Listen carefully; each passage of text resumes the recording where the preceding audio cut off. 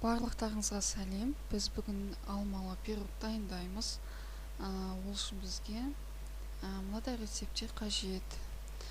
Бізге ол үшін ұн, алма, 1 штук және 3 жұмыртқа, кішкене сұйық май, қант және сүт керек.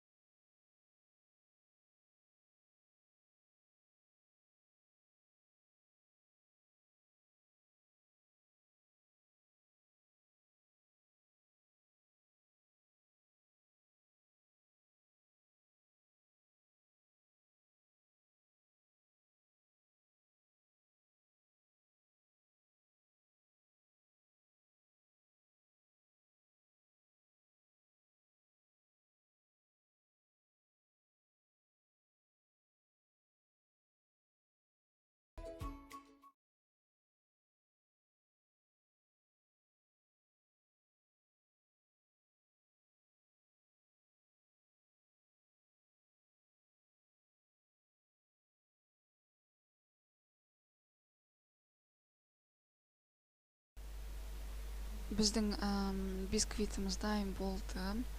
Яғни оны осындай домалақ пішіндес формамызға астын майлап, сұйық маймен майлап, осындай бисквитімізді құйып алғаннан кейін үстіне турап болған алмамызды әдемілеп біркелкі етіп қойып шығамыз, домалақтап.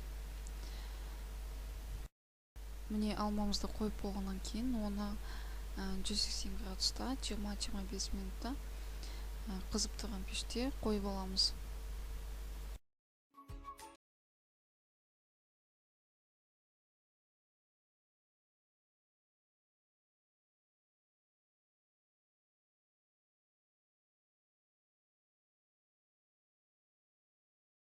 Міне біздің дәмді алмалы пирогымыз дайын болды.